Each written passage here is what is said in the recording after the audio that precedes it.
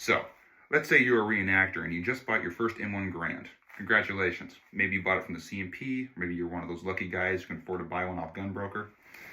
But one thing you might not have stopped to ask yourself is whether or not your rifle is in the correct World War II configuration. The first thing you might want to do is check the back of your receiver for the serial number. There are websites on the internet that will tell you when your M1 Garand receiver was produced, depending on the serial number. The first thing you're going to want to check on your rifle is the trigger guard. This is a mill trigger guard. You can tell by the circle here in the back, which was meant to use things like the winter trigger. You may have a rifle with a stamped trigger guard. This is incorrect for World War II, and you should probably change it as soon as possible. If I still haven't convinced you, I should warn you that the stamped trigger guard is more likely to fall out of your rifle. At a reenactment I once attended, a man lost his trigger guard and entire trigger assembly because the stamped trigger guard popped out of his rifle. The next thing you should check is your sights.